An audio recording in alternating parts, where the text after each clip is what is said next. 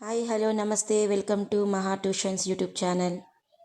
आज हम कारक के बारे में जानकारी प्राप्त करेंगे। इस वीडियो में कारक की परिभाषा और उसके भेद के बारे में हम जानकारी प्राप्त करेंगे। सबसे पहले कारक की परिभाषा। वाक्य में प्रयुक्त संज्ञा या सर्वनाम शब्दों के साथ क्रिया का संबंध कारक कहलाता है। यानी वाक्य में जो संज्ञा या सर्वनाम के साथ क्रिया का संबंध को ही हम कारक कहते हैं। कारक के भेद। कारक 8 प्रकार के होते हैं। कर्ता कारक, कर्म कारक, करण कारक, संप्रदान कारक, अपदान कारक, संबंध कारक, अधिकरण कारक, संबोधन कारक। हिंदी कारकों का सामान्य परिचय। कारक, कर्ता कारक, इसका चिन्ह है ने, इसका अर्थ है काम करने वाला। यानी वाक्य में जो कर्ता होते हैं उसको ही हम कर्ता कारक कहते हैं। कर्म कारक, चिन्ह को जिस पर काम का प्रभाव पड़े। वाक्य में जो कर्ता के द्वारा जो काम किया गया है उसका फल, उसका प्रभाव जिस पर पड़ते हैं उसे हम कर्म कहते हैं। उस कर्म के साथ जो चिन्ह का प्रयोग किए जाते हैं उसे कर्म कारक कहते हैं।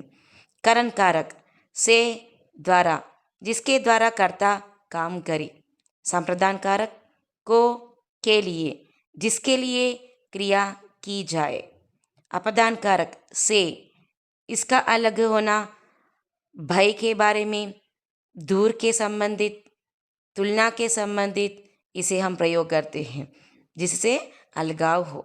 संबंध कारक, का, की, के, ना, नी, ने, रा, री, रे, अन्य पदों से संबंध। यानी वाक्य में अन्य पदों के बीच में जो संबंध को सूचित करते हैं उसके लिए प्रयुक्त चिन्ह को हम संबंध कारक कहते हैं। अधिकरण कारक, में, पर, क्रिया का आधार होते हैं। संबोधन कारक, हे, अरे, अजी, किसी को पुकारना, बुलाना, चिल्लाना आदि के लिए प्रकट किए जाते हैं। हम एक एक के बारे में हम जानकारी प्राप्त करेंगे। कर्ता कारक परिभाषा। वाक्य में क्रिया करने वाला संज्ञा या सर्वनाम पद कर्ता कहलाता है। इसके लिए चिन्ह है ने। जैसे राम ने कविता सुनाई, राकेश गया। इसमें विशेषण राकेश गया अकर्मक क्रिया और भूतकाल में प्रयुक्त हुआ है। राम ने कविता सुनाई, सकर्मक क्रिया भूतकाल। यानी जो कर्ता कारक ने का प्रयोग होते हैं वह केवल सकर्मक क्रिया और भूतकाल में ही प्रयोग किए जाते हैं। जो अकर्मक क्रिया होते हैं उसके साथ ने चिन्ह का प्रयोग नहीं किए जाते हैं। कर्म कारक परिभाषा। वाक्य की क्रिया का फल जिस संज्ञा या सर्वनाम पर पड़े उसे कर्म कहते हैं। इसका चिन्ह है को। जैसे गीता पत्र लिखती है, पेड़ को मत काटो, राधा ने नौकर को बुलाया, राकेश ने बिल्ली को प्यार किया। अप्राणीवाचक कर्म के साथ को नहीं लगता। दूसरे वाक्य में बिल्ली प्राणीवाचक संज्ञा है, अतः यहाँ को लगाना आवश्यक है। यानी जो कर्ता कारक ने का प्रयोग केवल सकर्मक क्रिया में होते हैं, ठीक उसी प्रकार कर्म कारक को का प्रयोग भी केवल अप्राणीवाचक में प्रयोग नहीं किए जाते हैं, केवल प्राणीवाचक संज्ञा के ही किए जाते हैं।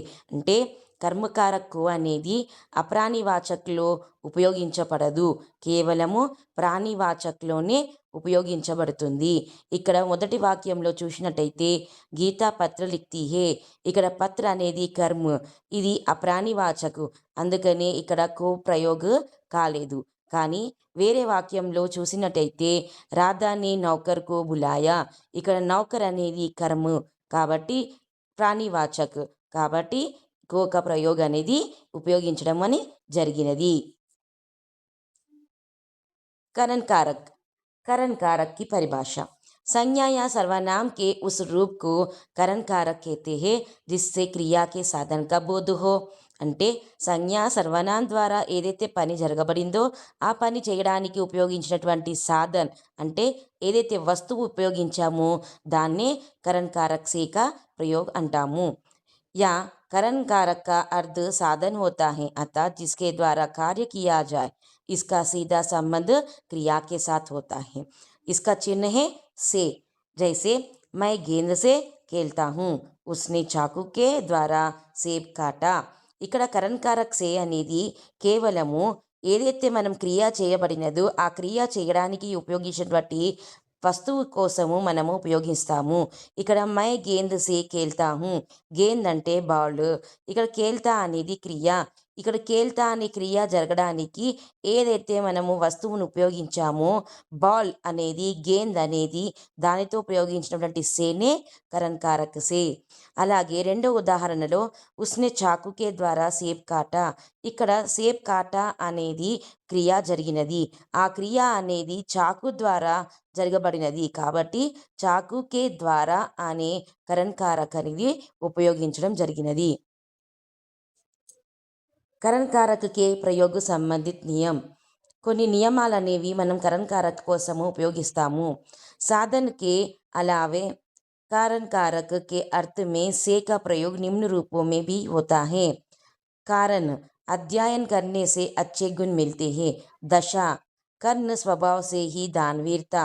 शरीर का दोष दिखलाने के लिए करण कारक से का प्रयोग किया जाता है. कर्मवाच और भाववाच में कर्ता के साथ करण कारक से का प्रयोग किया जाता है. पूछना, करना, बोलना, कहना, प्रार्थना करना आदि इन क्रियाओं का प्रयोग करते समय से का प्रयोग भी किया जाता है. माँ से पूछकर बाहर जाओ అంటే కరణ్ కారక్ సే అనేది కేవలము వస్తువుల గురించి కాకుండా ఇంకా వేరే వేరే ఉదాహరణలో కూడా మనము ఉపయోగిస్తాము. అందులో ముఖ్యంగా కారణము, దశ, కర్మవాచలో మరియు భావవాచలో, అలాగే ఎవరైనా పిలవడం కానీ, ఏదైనా పని చేయడం కానీ, అరవడం కానీ, చెప్పడం కానీ లేదా ప్రార్థించడం కానీ ఇట్లాంటి సందర్భంలో కరణ్ కారక్ సే అనేది మనము ఉపయోగిస్తాము. संप्रदान कारक. संप्रदान कारक परिभाषा संज्ञा या सर्वनाम के उस रूप को जिससे कुछ दिए जाने या किसी के लिए कुछ किए जाने के लिए का प्रबोध हो जाता है उसको संप्रदान कारक कहलाता है. అంటే సంప్రదాన్ కారక్ అంటే సంజ్ఞ యా సర్వనాం ద్వారా ఏదైతే పని జరిగినదో ఆ పని ఎవరి కోసం చేయబడినది అని చెప్పేదే సంప్రదాన్ కారక్ సే. దీని యొక్క చిహ్న కేలియే కు. జైసే మైనే రాధా కో పుస్తక్ ది, గరీబోं के लिए खाना लाओ. ఇక్కడ రాధా కోసము పుస్తక్ అనేది ఇవ్వడం జరిగినది, అందుకనే మైనే రాధాకో అనేది ఉపయోగించడం జరిగినది. గరీబ్ కే లియే ఖానా లావో, ఇక్కడ ఖానా లావో అనే క్రియ జరిగినది, అది ఎవరి కోసము? పేదవాళ్ళ కోసము, అంటే గరీబ్ కే లియే, అందుకని కేలియే కా ప్రయోగం అనేది జరగబడినది. ఇక్కడ మీకు ఒక చిన్న స్టోరీ చెప్పడానికి చెప్తున్నాను. కర్తా కారక్, కర్మ కారక్, కరణ్ కారక్, సంప్రదాన్ కారక్ కోసము మనం ఒక చిన్న స్టోరీ అండి.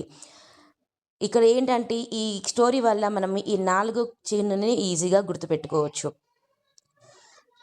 కట్టప్ప ने బాహుబలి को ఖడ్గ से శివగామి के लिए మారా.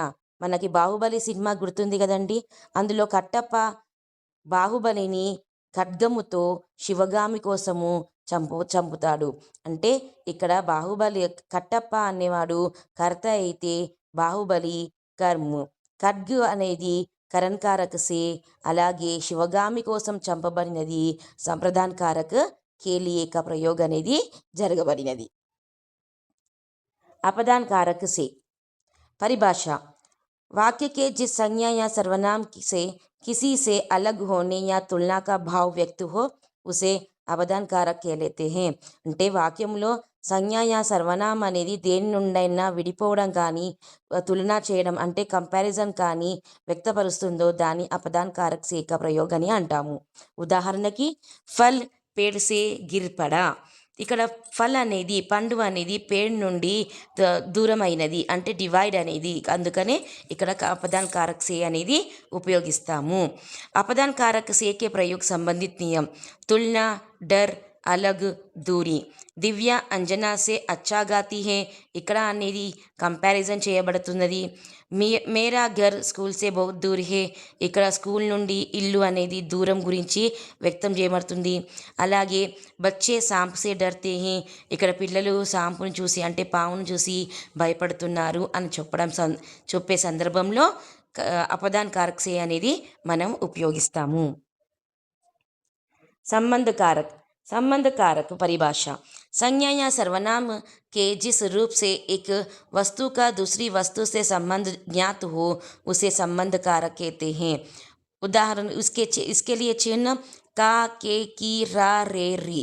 जैसे यहाँ सीता का पुत्र है, उसने तुम्हारी पुस्तक ले ली, यहाँ रमा की सहेली है. यहाँ जो संज्ञा या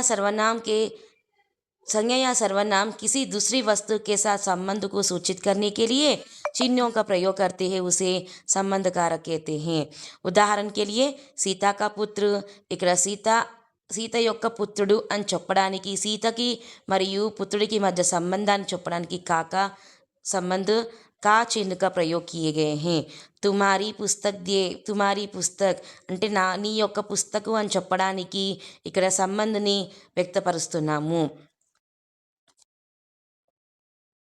अधिकरण कारक परिभाषा संज्ञा या सर्वनाम के जिस रूप से क्रिया के आधार का बोध हो उसे अधिकरण कारक कहते हैं. अधिकरण कारक అనగా సంజ్ఞ या सर्वनाम యొక్క క్రియతోటి క్రియాకే ఆధార్ పర్ బోధ హోతా హే అంటే క్రియ యొక్క ఆధారం వల్ల బోధం వ్యక్తపరుస్తుందో దాన్ని అధికరణ కారక్ అంటాము. ఇస్కా చిహ్న హే మే పర్. जैसे पुस्तकालय में बहुत सी किताबें हैं, గిలాస్ మేజ్ పర్ రఖ్ దో. ఇక్కడ అధికరణ అనేది డిపెండ్ అవ్వడము అంటే ఇక్కడ పుస్తకాలయమే బహుత్ సి కితాబే హే ఇక్కడ ఏవైతే బుక్స్ కితాబే ఏవైతే ఉన్నాయో అవి పుస్తకాలయం మీద డిపెండ్ అయి ఉన్నాయి, కాకపోతే ఇవి లోపల ఉన్నాయి అంటే పుస్తకాలయం అంటే లైబ్రరీలో పుస్తకాలు ఉన్నాయి అని చెప్పే సందర్భంలో లోపల అనే సందర్భంలో మనం మే అధికరణ కారక్ని ఉపయోగిస్తాము. గిలాస్ మేజ్ పర్ రఖ్ దో ఇక్కడ గ్లాస్ అనేది టేబుల్ మీద పెట్టడం జరిగినది అంటే గిలాస్ అనేది టేబుల్ మీద డిపెండ్ అవ్వడం అనేది జరిగినది కాబట్టి పర్ అనేది బయట కనపడేదానికి యూజ్ చేస్తాము. यहाँ మే और पर दो भी अधिकरण कारक है, यहाँ डिपेंड होने की भावना को प्रकट करते हैं.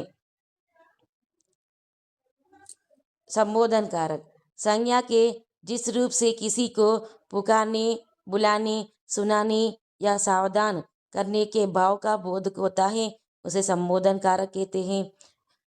यानी किसी సంబోధ करने के लिए ఎవరినైనా పిలవడానికి కానీ అరవడానికి కానీ వినడానికి కానీ సావధాన్ చేయడానికి కానీ ఈ చిహ్న అనేది ఉపయోగించడం జరుగుతున్నది. संबोधन कारक के लिए चिन्ह हे, ओ, अरे. जैसे अरे बच्चों शोर मत मचाओ, हे भगवान कैसी लड़ाई चल रही है. ఇక్కడ అరే బచ్చో అని పిలవడానికి అరవడానికి మనము అరే అనేది ఉపయోగించడం జరిగినది. దీని సంబోధన్ కారక్ అని అంటాము.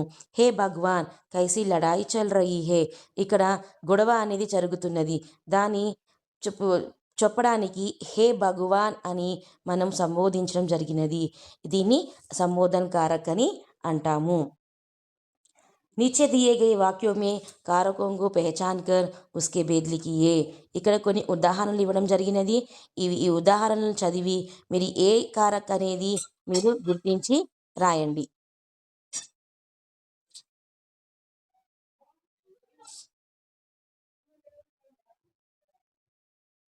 धन्यवाद. आशा करती हूँ कि आपको कारक और उसके भेद उसके चिन्हों के प्रयोग किस तरह करना है आप सभी को समझ में आए हैं. धन्यवाद.